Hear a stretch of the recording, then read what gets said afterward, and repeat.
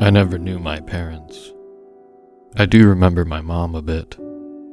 She disappeared when I was little, and my father, well, I heard he left on the day I was born. Some even connected the dots of my father having something to do with my mother's disappearance, but I wouldn't know. So I was raised by my grandparents. They were strict but very loving. Particularly, I enjoyed spending time with my grandfather. He taught me a lot about growing into a man, showed me how to shave, and talk to women. He even told me how to deal with heartache after my first breakup. I knew since my grandparents were much older than me that I didn't have as much time as I would have wanted. But I cherished every minute that was available. When I was 16, my grandfather was diagnosed with some type of dementia. It was noticeable. His mind seems to wander, bringing up the weirdest things. It broke my heart to see him in such a way. Even more terrifying was the fact that he seemed to be aging at a rapid rate. By the time I had finished high school, the man I looked up to was a mere shell of his former self, needing assistance from me or my grandmother in every way. This is when he started to say the most bizarre things. "I got lost in the garage again," is something he would usually tell my grandmother. I could tell by the look on her face how exhausted she was, constantly looking out for him, especially since he seemed to disappear quite frequently. Once we couldn't find him for hours. We were absolutely frantic and phoned the police, but like usual, we would find him hiding in one of the corners of our garage. I've always hated our garage. Something about it always left me feeling angst, especially when I was a kid. I remember my grandfather sending me to fetch something from our second fridge that was stored in the garage. To get there, I had to walk down a small corridor that connected the small carport to our home. I don't know why it was built this way, but it was, and each time I had to cross that dimly lit threshold, I would hold my breath with pure trepidation. Though nothing would ever happen, I knew it was just my mind playing tricks on me. The shadows that danced around the corners of my peripheral was all in my mind. But I would typically quicken my pace once getting closer to the garage door. Once stepping inside, my anguish wouldn't completely relent. The sense of emptiness simmered in the air as the stale stench penetrated the atmosphere, leaving the small space completely devastated. Although nothing ever happened, I would always get whatever I went in to retrieve and storm back as quick as my small legs allowed. Though this day was slightly different. This is the day I first noticed the statue. It was odd, out of place, since my grandparents weren't much of art collectors, but even more disturbing was how lifelike the statue was. It was of a woman. The sculpture stood about 4 feet tall, and during that time it was practically my height. So when I entered the garage, I was face to face with the most horrifying scene. The statue itself looked just as terrified as I was, the woman brandishing a gaze of pure horror. I could literally hear her screams in my imagination. To say the least, I almost wet myself. I didn't bother getting what my grandfather sent me in to get. Instead, I ran back crying. That's when I collided into him. He grabbed me by the shoulders and firmly stared right into my eyes. "What is it, boy?" he asked with a stern voice. I continued crying as my muffled words stumbled over each other, trying to tell him about the horrid statue. I think he understood what I was saying, because that's when he smacked me across the face. Say what you want about the older generations, but they didn't tolerate nonsense. After hitting me, he dragged me back to the garage by my arm, practically breaking it off my small body. He then shoved me towards the statue, bringing me once again face to face with the nightmare. "Look at it, boy, look! It's just a statue, it ain't gonna hurt you," he angrily told me. In the moment, I felt silly for ever being scared of it and quickly wiped away my tears as I gathered myself. "Where did you get it, Grandpa?" I whimpered out. He snorted, then garnished the hugest smile I've ever seen him make, as if I had asked some profound question. "I collect beautiful things, son. The more beautiful, the more I want it," he told me as he brushed his hand across the statue's terrified expression. That's when his once smile dropped and his stoic frown returned. "Don't you touch them, you hear me? You leave them be," he ordered. I did as I was told, and from that day on, anytime I had to go in that ill-fated garage, I would just ignore the statues, seeing that my grandfather appeared to collect more of them, each one demonstrating its own expression of fright. I became numb to it, even though the feeling of dread would linger the times I would have to enter the small room. Even when I got older, it always felt as if those statues were staring at me, their eyes following each step I took. I asked my grandmother about them once, and she told me the same thing my grandfather had told me when I was a kid, that they liked beautiful things. "But those aren't beautiful, they're abysmal," I told her. "I guess beauty's in the eye of the beholder," she told me with her tired voice.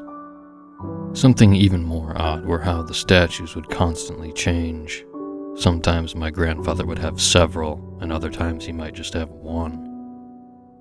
And each time it would be of a different woman, but always with the same look of terror. My curiosity for the abnormal works of art never evaded me.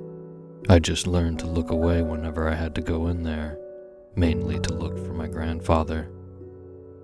As the dementia took hold of my male role model, I used the opportunity to start tossing away the monstrosities, each time sneaking one out the back and disposing of it in our trash bin. Neither of my grandparents were the wiser. Oddly enough, the statues kept appearing even with my grandfather slowly falling into senility. Was someone bringing him the statues? Perhaps the artist, I pondered. I never really thought about who was actually creating these hideous sculptures. That's when I decided to thoroughly inspect one of them, searching for the creator's name. I picked up the statue and turned it around almost in every direction, but couldn't find any indication of a signature. I don't know why, but I then stared directly into the eyes of the small creation, her eyes bellowing out some desperation. And in the moment, something about the woman seemed strongly familiar. I started to think perhaps my grandfather himself was the artist. But if that was the case, what did he mean when he said he was a collector of beautiful things? Maybe my grandmother was sculpting these nightmares, but that still didn't make sense.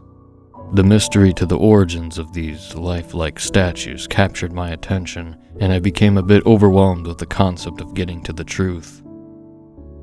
Against my own judgment, I set up a wireless camera in the hellscape garage, hoping to see the person that was bringing my grandfather the sculptures.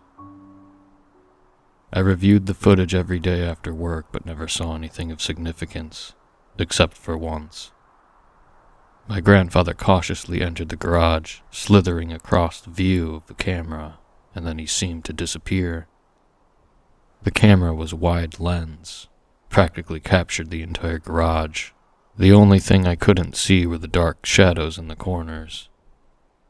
I fast forward for the next several hours, but the garage lay vacant. My eyes glued to the computer screen as the lines of forward progress jived around until finally there he was. To my astonishment, he appeared out of nowhere. I rewound the video to the exact moment he seemed to manifest and noticed there was a time glitch in the recording, about a 3-second lapse. I was left bewildered on how my grandfather could suddenly appear in a matter of seconds. I grabbed my chin as I softly stroked it in a deep thought, trying to figure out what this all meant. As the months passed, my curiosity faded, seeing how ill my grandfather was becoming. My focus was on him and supporting my family. After all, that's all I had.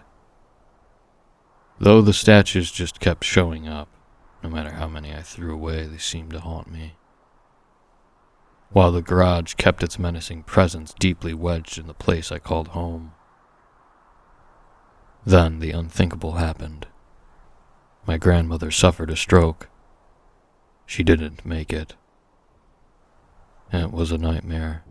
The only mother I've ever known now gone. Now it was just me and my grandfather alone in the house.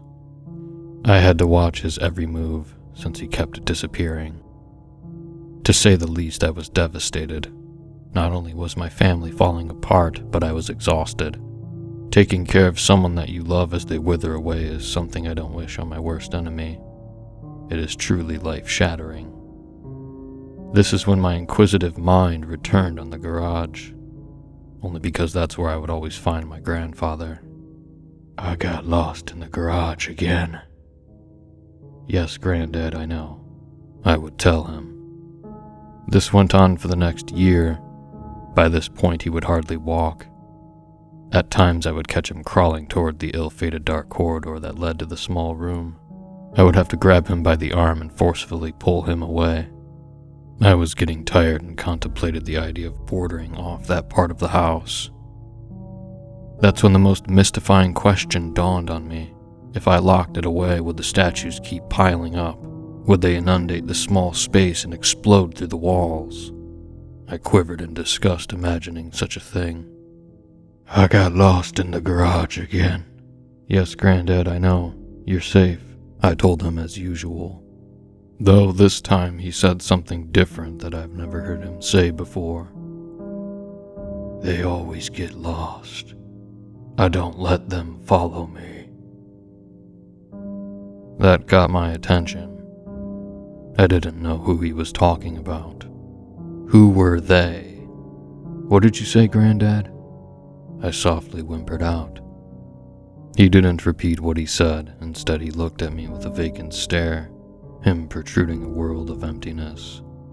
I don't know why I would think what he said meant anything. It wasn't long after that moment did the illness take its toll on my hero, and he passed away. Seeing him laying still in a coffin was the most surreal moment of my life. A man that was fearless laid alone in a world I could only hope treated him good. It was now me in the house. Loneliness engulfed the small home as most of the time I kept the lights off. I didn't want to see anyone, not that there was anyone to see.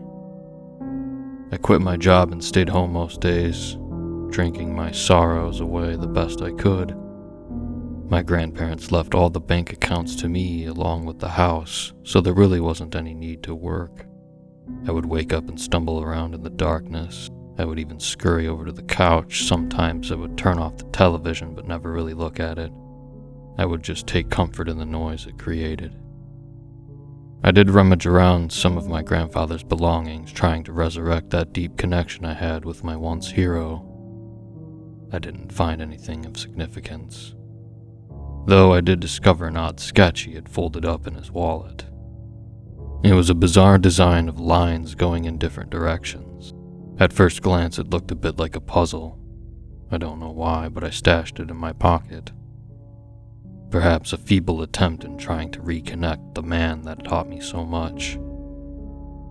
It wasn't until one night, I was about 14 beers in and realized I'd run out of alcohol. I practically destroyed the kitchen looking for something to drink. It was past curfew to buy more, but it was too early for me to stop. This is when I remembered the second fridge we had in the garage. I hadn't been in there for months, but figured maybe there was some leftover Chardonnay my grandmother left behind. It was a long shot, but being sober was something I was not comfortable with.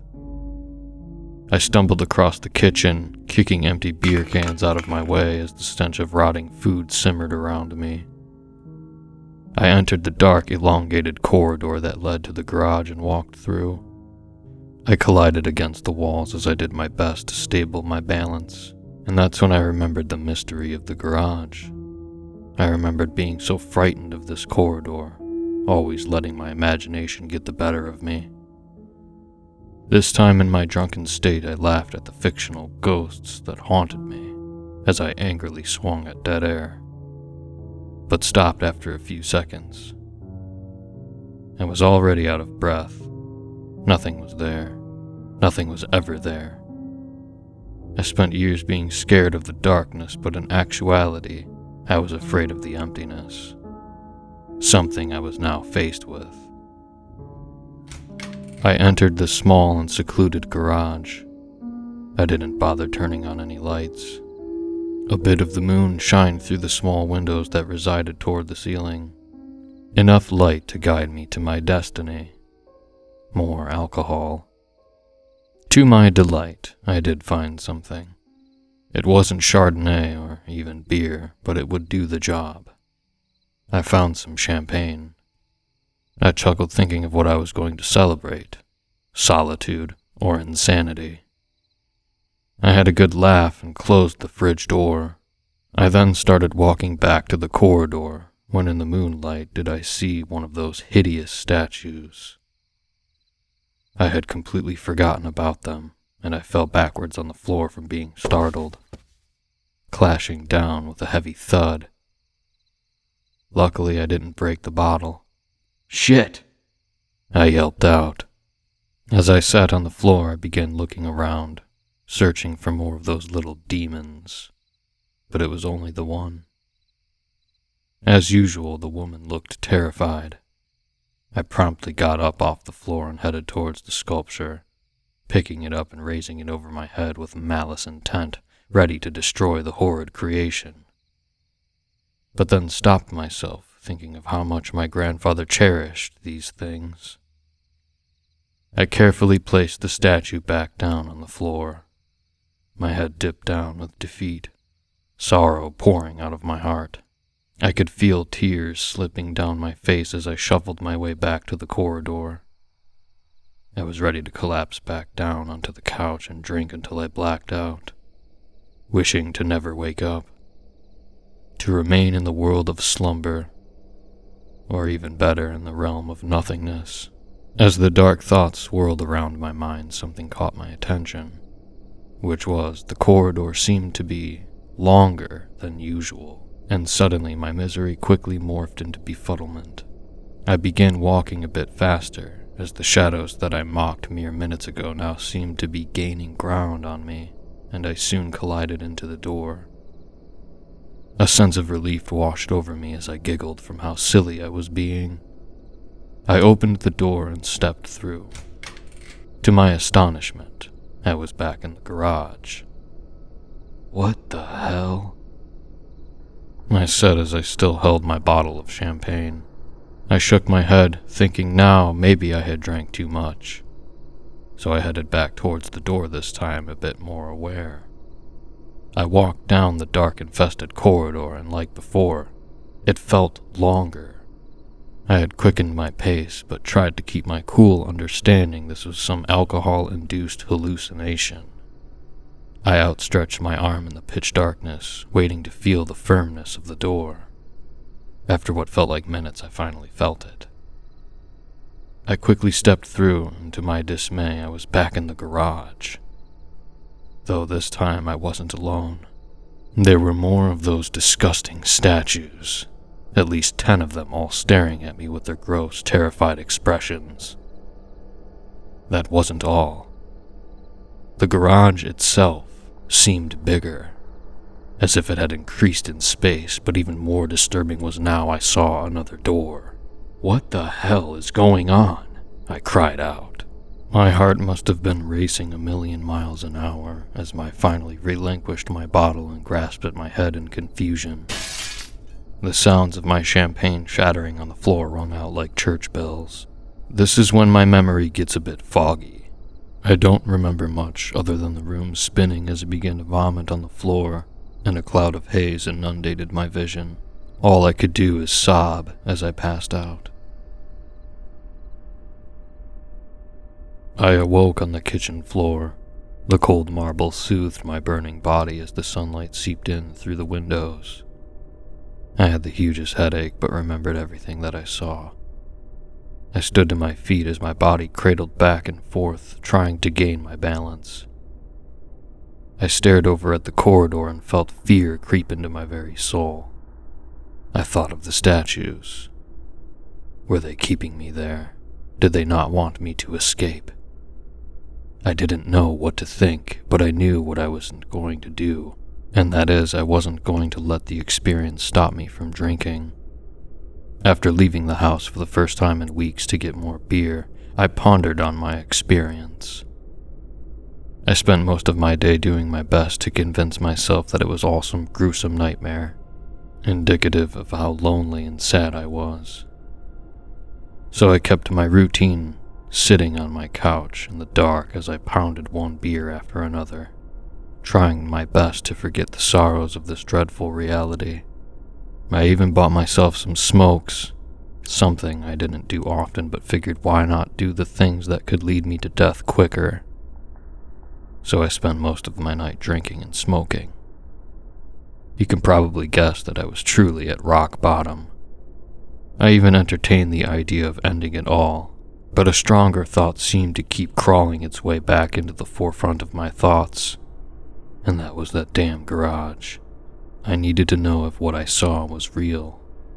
Was this what my grandfather meant when he would get lost in the garage? I put my smoke down on the couch and stormed towards the dark corridor with only the moonlight shining through the windows to guide me. I gripped the doorknob to the mystifying space tightly as I deeply inhaled, scared of what truths I would uncover. I cautiously made my way down the darkened and vacant corridor, treading carefully not to encounter some ghastly entity. As I finally came to the garage, I held my breath and entered. As always, it was dimly lit and isolated, sound seemingly able to escape the clutches of this small space. I looked around carefully, being ready for the unexpected, but didn't see anything out of the ordinary, not even those dreadful statues. I slapped myself against the head, berating myself for being so impractical, thinking anything different would reveal itself, and I headed back towards my kitchen. As I entered the dark corridor, the now familiar sensation of endless walking invaded my senses as I knew I had returned to the nightmarish realm of uncertainty. Making my way to the door, I once again was back in the garage. I repeated this several times and ended up the same, back in that poorly moonlit room. After about 5 attempts, I finally was face to face with those demonic statues, but this time they didn't look like how they usually did. Instead, they were human size, about 5 feet tall, while their bodies contorted in disfigured positions, frozen in place by some unnatural force. Staring at their faces, their lifelike features still projected terror, more alarming as how tears seemed to slip down their porcelain skin the closer I got to them. This is when I finally saw the extra door. I could feel fear doing its best to conquer me, but I had to know where I was. Perhaps this was the afterlife, and only by passing through more doors would I be able to see my grandfather. So, I entered the mysterious additional door, ready to encounter whatever creature this world felt like dishing at me. As I slithered my way around the disturbing life-size statues, I began to hear the faintest sound. It sounded like a melody, as if someone was humming, but more specifically, a woman humming a song. It was coming from the new door. I couldn't tell you why, but I felt attracted to the soft voice like a mosquito attracted to one of those blue light traps. And with that, I proceeded to the door. As usual, stepping through was the all too familiar corridor as I walked down now with more confidence than trepidation. Stepping back into the garage, I could see how much more bigger it had expanded. It practically was the size of a small warehouse. Luckily, those horrid sculptures were gone, and I found myself alone. I felt like exploring around, but quickly saw that there were now 2 additional doors added to my journey. I contemplated of which one I should venture through, but then still heard the vague sound of humming, and I decided to follow the beautiful sound. I traveled through door after door, getting closer to that harmony, wanting to know who was creating it. I no longer saw any statues, but the once small garage only grew to the size of an abandoned building, while revealing at least 10 extra doors to me. Though my choice of door was simple, I continued following that beautiful sound of music, my soul guiding me towards whatever afterlife I deserved, and after several more trips down the rabbit hole, finally did I get to a realm that was bigger than anything imaginable. A void in space that seemed to hold the secrets of the universe. This wasn't a garage, but rather a new world. My ears picked up on how loud and present the humming had now become, and something in the back of my mind captured me. The melody sounded too familiar. A sound of discernment. "Hello?" I shouted out, hoping whoever was making such an angelic noise would respond. That's when the humming had stopped. I narrowed my eyes in the dimly lit void, hoping to see anyone, and that's when I spotted a bit of movement. It was a person, or at least I had presumed it was. In fact, it looked like a woman. "Hello? Please stop," I pleaded as the figure seemed to be running away from me. Am I dead?" I asked. Finally, the person stopped to look at me, their face being disguised in the shadows of this realm. As I approached closer, light seemed to follow me, as if I projected some energy, shining the small space that encapsulated my area. Finally, the person's features were revealed to me. It was a woman about my age. Something about her felt emotional, like I knew her. As my eyes followed her movements, I clearly saw the fear consuming her face. She was terrified, at least for the first few minutes, and after a moment, her body relaxed and realized I was no threat. "I thought you were him," the woman told me. "What are you talking about? Who is him?" I asked. She just continued looking at me with wonderment as if I were some alien from another planet. The more I reflected on the moment, it came to me why that song sounded so familiar. And with bewilderment gaping out of my mouth, I had to know who this person was. "That song you were humming. My mother used to sing that to me when I was little," I told the strange woman. She remained a bit reserved, but then smiled. In the moment, I realized how distraught she appeared. Her hair was unkempt and disheveled. Dark rings sagged underneath her ocean blue eyes, while her posture seemed to tremble without control. "I used to sing that song to my son before."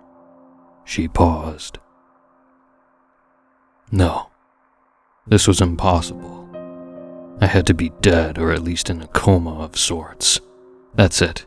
I drank too much and had passed out on the couch as I consumed my smokes. Though, staring at the woman's face, I realized she looked a lot like me. "Mom?" I yelped out. She shuddered in place at such a comment, but then stared at me as she tilted her head to the side. "No, my son is 5 years old," she told me. It started to make more sense. She must have got lost in here, in whatever this place was. That's where she had gone. This is why my grandfather always came here. He must have been looking for her. "It's me, Mom. You've been missing for about 20 years. Everyone thought you were dead," I told her with a shaky tone. She grasped at her mouth with her hand, seemingly in shock, but her eyes portrayed a look of belief. She now knew who I was. "Has it been that long? I tried to find my way out. I wanted to get back to you, but every time I was close, he would drag me back in, deeper and deeper each time," my mother told me to my bewilderment. "Who is he?" I don't know who you're talking about. Is there someone else here with you? Is it my dad? I asked her. That's when, in the corner of my eyes, I picked up movement in the darkness getting closer. I gulped heavy from fear, not knowing what was approaching. But as the darkness dissipated from my energy, I clearly saw it was more women. Dozens of them getting closer to me and my mother. Wait, who are they? What's going on, Mom? I trembled with disgust as I grabbed my mother like some kid wanting shelter from the monsters. Don't be afraid. He brought them here too. There's many of us here. Some are in different realms. I don't know how big this place is, but I know there might be hundreds of us, my mother said.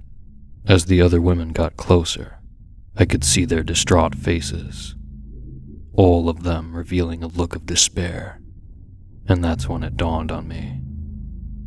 They were the statues. They looked just like them. I didn't understand. How was this possible? That's when my mother placed her hands on my face and gravitated my stare towards her. Your grandfather brought them here. He brought me here too when I was younger. I caught him in the garage. He had a woman tied up. It was clear what he intended to do with her. I yelled at him, begging him to release her.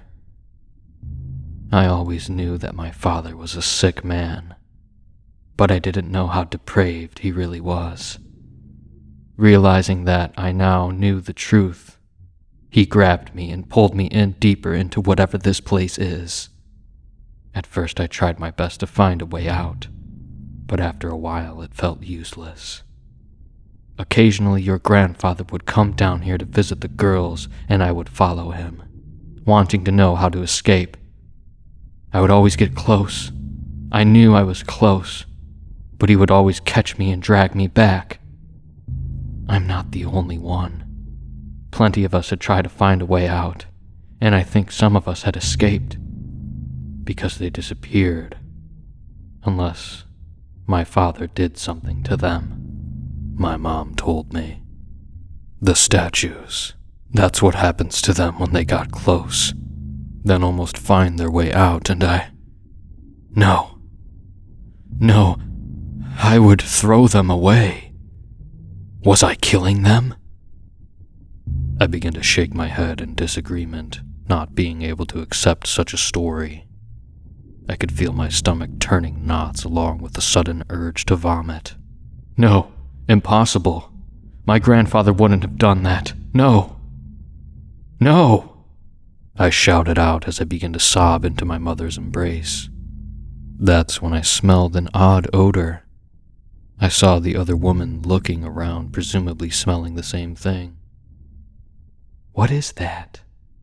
My mother asked. That's when I realized it was the scent of smoke. I remembered leaving my lit cigarette on the couch, and that's when I saw a bit of smoke simmer in the empty sky above. We have to get out of here, I told the women. No, there's no way out. I'm sorry, son. You're stuck here too, my mom told me. You don't understand. I think the house is on fire. I don't know what happens if this place gets burned down. We have to go. That's when a spark of resolution ignited in my mind. The weird design I found in my grandfather's wallet. I reached into my pocket and pulled it out. Looking at it, I saw that it was a map. With the intricate turns, it was like one giant maze. But with this, I saw the way out. I know how to get out of here. Come on, let's go. I frantically yelled as I grabbed my mother by the hand, dragging her along with me. By this point, the stench of ash strengthened while the days of heavy smoke became more visible, even blocking my vision. I did my best to interpret the hand-drawn map, choosing each door carefully, not wanting to backtrack. I could see some of the girls were getting left behind, but I honestly didn't care. All that mattered was my mother, I gripped her hand tightly, not wanting to let go, afraid of her being gone once again. I don't know how I knew. Perhaps it was the cloud of smoke that inundated the air, or maybe intuition, but I knew we were close. Seeing the garage slowly shrinking back to its normal size. We were almost there, and I smiled with excitement. That's when my mother stopped me, yanking her hand away from mine. "What are you doing? We just have one more door," I told her. "We can't leave the other girls behind. We need to go back for them." I looked around and realized it was just us. Everyone else seemingly wasn't able to keep up. I grabbed at my mother's hand, trying to forcefully pull her with me. "No, we have to go back. It's because of your grandfather that those poor girls are trapped here. We need to save them, and if you don't want to help, then so be it. I'll do it myself," she angrily told me. The smoke filled the small garage to the point I barely could make out the shape of my mother. I began choking and gasping out for air. But Mother did not relent, and she ran back into one of the doors. "Mom, no, wait!" I whimpered out, trying to grab at her. I felt dizzy. My eyes were burning from the ash, while the place itself raised in temperature. I was losing my vision and I fell to the floor, wishing my mother to come back. As I laid still on the floor, I could see ambers of fire beginning to penetrate through the ceiling. Though, I felt calm, knowing I would now enter into the eternal void of the afterlife. And I only prayed that my mother would be there. That's when a fireman burst through the garage door. He was wearing some breathing apparatus, and I assumed he must have saw me on the floor.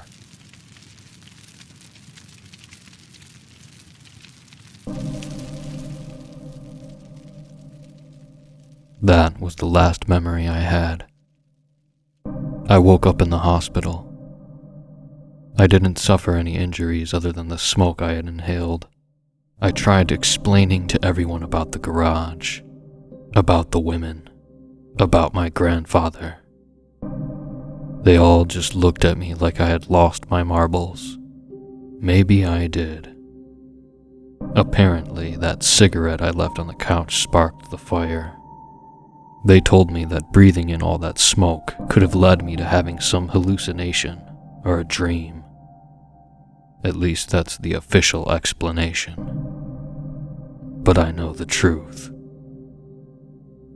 I drove back to the ruins of what was my house the next day. I rummaged through the wreckage looking for any signs of the garage, and that's when I saw it. The porcelain skin glistening in the bright sunlight. I ran over and uncovered it, my heart beating with intent. I prayed it was her. I wanted it to be her. Looking at the statue, it was intact. No cracks, no scuffs. But to my dismay, it was not my mother. I looked at the face, and it was no longer terrified. Instead, its small face had a look of hope. I carry that statue everywhere I go, because hopefully it will help me find a way back. I often dream of eventually getting back in. Maybe not any day soon. Perhaps when I'm an old man. Maybe I'll resemble my grandfather, and I will carry that statue into the garage only for her to manifest into a real person, and maybe then she will smile, hug me for saving her. Perhaps that's when I will hear a humming coming from behind me. That sweet song that once cradled me to sleep, and just maybe, I will turn around, and she will be there, happy to see me. Just maybe. One can only dream.